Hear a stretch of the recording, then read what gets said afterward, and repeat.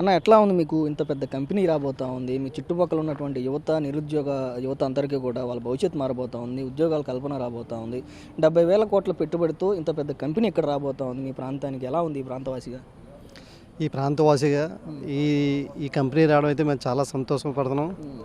ఇక్కడ ముఖ్యంగా ఇదంతా బ్యాక్వర్డ్ ఏరియా, మత్స్యకారులు యాదవులు మెజారిటీగా ఉన్న ఏరియా. అయితే ఇప్పటి వరకు అభివృద్ధి కుంటుపడింది. ఈ ఫ్యాక్టరీ రావడంతో యువతకు కూడా మంచి ఉద్యోగాలు వస్తాయి.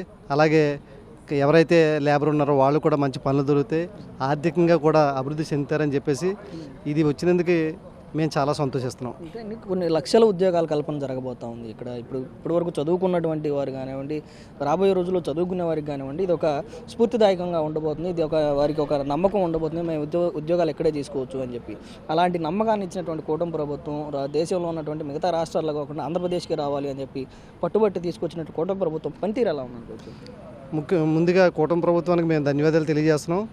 అయితే ఇన్ని లక్షల ఉద్యోగాలు ఇక్కడ కల్పించడం అనేది చాలా పెద్ద విజయం. ముఖ్యంగా కూటమి ప్రభుత్వం ఏదైతే నరేంద్ర మోడీ గారు, చంద్రబాబు నాయుడు గారు, పవన్ కళ్యాణ్ గారు కలిసికట్టుగా వెళ్తూ ఎక్కడ వాళ్ళు కష్టపడి ఈ ఇండస్ట్రీలు ఇక్కడ తీసుకురావడం వల్ల ఒకప్పుడు ఇక్కడ యువత అంతా హైదరాబాద్ లేకపోతే వేరే స్టేట్లకు వెళ్ళిపోయి అక్కడ పనులు చేసుకునేవారు. కానీ ఈరోజు ఈ ఇండస్ట్రీలు రావడం వల్ల ఇంత పెద్ద అభివృద్ధి చెందడం వల్ల మా ఏరియాకి వలసలు మొదలవుతాయి. వాళ్ళందరూ ఎక్కడెక్కడో పని చేసుకున్న వాళ్ళు కూడా కాకుండా బయట ఉన్న స్టేట్ల నుంచి కూడా ఇక్కడికి వచ్చి అభివృద్ధిలో భాగస్వాములు అవుతారు. చాలా సంతోషపడే కార్యక్రమం ఇది. అసలు ఇందులో ప్రధానంగా కూటమి ప్రభుత్వం వచ్చిన తర్వాత ఈ 20 నెలల్లో మొదట మెగా డిఎస్సి కానివ్వండి, తర్వాత కానిస్టేబుల్ ఉద్యోగాలు కానివ్వండి, తర్వాత పరిశ్రమల అభివృద్ధిలో భాగంగా గూగుల్ డేటా సెంటర్ కానివ్వండి, లేదంటే లూలు మాల్ కానివ్వండి, ఇలా చెప్పుకుంటూ పోతే అనేకం చూసుకుంటూ ఈరోజు మీ ప్రాంతంలోనే ఇంత పెద్ద కంపెనీ రాబోతుంది. భారతదేశంలో అతిపెద్ద కంపెనీ రాబోతుంది. ఈ విధంగా చూసుకుంటూ పోతే లోకేష్ గారు యువగలం పాదయాత్రలో ఇచ్చినటువంటి 20 లక్షల ఉద్యోగాల కల్పనే ప్రధాన ధ్యేయం 5 సంవత్సరాల్లో అని చెప్పి ఆయన ఇచ్చినటువంటి మాటకి, ఆయన ఇచ్చినటువంటి హామీకి నిలబడి ఉన్నారంట. తప్పకుండా నిలబడి ఉన్నారు. దానిలో భాగంగానే ఇప్పుడు ఇన్ని కంపెనీలు తీసుకొస్తున్నారు. ఈ కంపెనీలు తీసుకొచ్చినప్పుడు ప్రధానంగా ముఖ్యంగా ఇప్పుడు మొన్నే జాబ్ క్యాలెండర్ కూడా రిలీజ్ చేశారు. గత సంవత్సరం మెగా డిఎస్సి అలాగే కానిస్టేబుల్ పోస్టులు ఇలాగ తీస్తూ లక్షలాది ఉద్యోగాలు కల్పన అడుగులు వేస్తున్నారు. తప్పనిసరిగా ఏదైతే ఈ కూటమి ప్రభుత్వం ఉందో ఇచ్చిన మాటను నిలబెట్టుకోవడం, అలాగే అభివృద్ధిలో భాగస్వామ్యం అవ్వడం, అందులో మేము కూడా భాగస్వాములు అవ్వడం మాకు చాలా సంతోషకరం. 2019 నుంచి 24 వరకు ఇలాంటి వాతావరణం, ఇలాంటి పరిస్థితులు, ఇలాంటి అభివృద్ధి ఏమైనా కనిపించిందా? ఏమైనా చూసారా? చాలా మంచి ప్రశ్న అడిగారు. 2019 నుంచి 2024 వరకు నిజంగా ఒక భయంకరమైన వాతావరణం మనం పెరిగాం. ఎలాగంటే రాజధాని ఏదంటే రాజధాని చెప్పుకోలేని పరిస్థితిలో మనం ఉన్నాం. మన పిల్లలు ఎవరైతే ఈరోజు ఉద్యోగాలు చేసుకుంటూ వేరే స్టేట్లకు వెళ్తున్నారో వాళ్ళందరూ ఎగతాళికి గురయ్యారు. ఏంటంటే మీ రాజధాని ఏదని చెప్పి అడిగేవారు. అలాగే ఇండస్ట్రీలు కూడా పోయిన 5 సంవత్సరాలు అయితే ఈ రాష్ట్రానికి ఒక ఇండస్ట్రీ రాలేదు సరికదా. ఇక్కడ ఉన్న ఇండస్ట్రీలు కూడా తరలిపోయిన సందర్భాలు ఉన్నాయి. అలాగా యువత పాపం పనులు లేక నిరుద్యోగ సమస్య అతిగా ఎదుర్కొంటూ ఆ కసితో ఏదైతే ఈ సైకో ప్రభుత్వం చేసిన ఏ కార్యక్రమాలు దానికి వీళ్ళు యువత కసితో ఎక్కడెక్కడో ఉన్న వాళ్ళందరూ కూడా 2024 ఎలక్షన్లో వచ్చి వాళ్ళ యొక్క ఓటు హక్కును వినియోగించుకొని 90% చిల్లర ఓటు పోలైందంటే గత ప్రభుత్వం మీద ఎంత వ్యతిరేకత ఉన్నారో, చంద్రబాబు నాయుడు రావాలి, జాబు రావాలన్న ఆలోచనతో ఆ యువత ముందుగా మేల్కొని మనకి ఈ సదవకాశాలు, మంచి అవకాశాలు తీసుకొచ్చారు.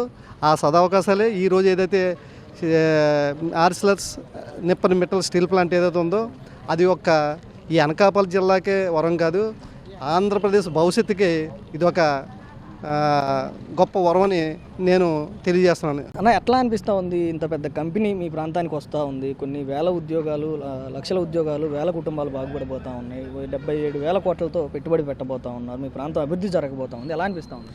ముఖ్యంగా ఈ విషయం గురించి చెప్పాలంటే ఇది మాకు పెద్ద వరమని అనిపించాలి. ఎందుకంటే ఇప్పటికొచ్చి గతంలో ఎన్నడూ లేని విధంగా పాయకరావుపేట నియోజకవర్గానికి చాలా కంపెనీల విషయాల్లో కానీ స్టీల్ ప్లాంట్ రావడం చాలా ఆనందకరం. ఎందుకంటే ఇక్కడ యువత కూడా చాలామంది ఉద్యోగ అవకాశాల కోసం ఎదురు చూస్తున్నారు. ఎన్డీఏ గవర్నమెంట్ దానికి కట్టుబడి ఎప్పుడు ఉంటుంది. అలాగే లోకేష్ గారు చెప్పిన విధంగా ఈరోజు ఇక్కడ పరోక్షంగా కానీ ప్రత్యేకంగా 65,000 ఉద్యోగాలు భర్తీ అవుతాయి. దానికి చాలా చాలా ఆనందంగా ఉంది, ఒక పండగ వాతావరణం.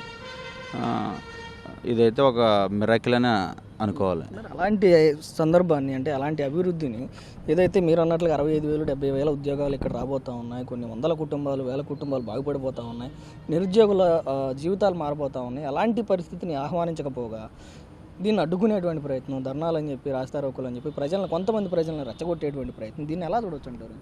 ముఖ్యంగా వైఎస్ఆర్సీపీ పార్టీ గురించి చెప్పాలంటే ఫస్ట్ నుంచి కూడా అడ్డుకోవడానికి ముఖ్యంగా ఫస్ట్ వేసే స్టెప్ అది.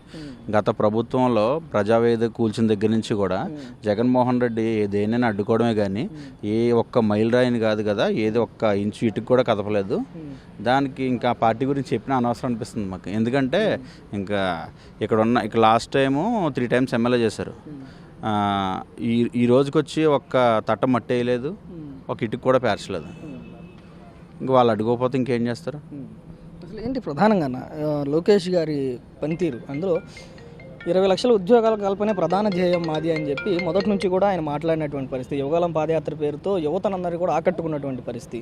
మరి ఆయన గెలిచిన తర్వాత, ఆయన ఐటీ శాఖ మంత్రి అయిన తర్వాత ప్రభుత్వ ప్రైవేటు రంగ ఉద్యోగాల్లో లేదంటే స్వయం ఉపాధిలో ఆయన ఆ విధంగా అడుగులు వేస్తూ ఉన్నాడా? 20 లక్షల ఉద్యోగాల కల్పన ధ్యేయంగా పనిచేస్తూ ఉన్నాడు? ఖచ్చితంగా పనిచేస్తున్నారు. ఎందుకంటే ఫస్ట్ నుంచి కూడా యువగలం స్టార్ట్ అయిన దగ్గర నుంచి కూడా యువత ఆయన ప్రధాన లక్ష్యం. ఎందుకంటే యువత రాష్ట్రం వెనకబడిపోయింది, యువత వెనకబడిపోయి ఉన్నారు. ముఖ్యంగా ఉద్యోగ అవకాశాలు లేక, కంపెనీలు రాక చాలా ఇబ్బందులు పడుతుంది. 5 సంవత్సరాలు నరకంలోనే ఉన్నారు.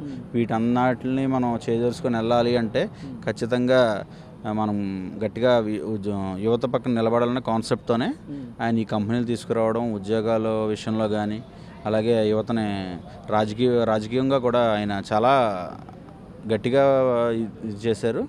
అలాగే అదే అనుకున్నట్టు మాట ప్రకారమే కూడా ఎగ్జాంపుల్ మా ఏరియాలోనే ప్రణవ్ గారు కానీ, బాలాజీ గారు కానీ, విజయన్న కానీ వాళ్ళందరూ చాలా గట్టిగా నుంచొని ఈరోజు గెలిచిన తర్వాత కూడా వాళ్ళకి ఇచ్చే ప్రాధాన్యత కూడా అలాగే ఉంది. మన పార్టీలో కానీ, బయట ఉద్యోగాల విషయాల్లో కానీ, కంపెనీల విషయంలో కానీ.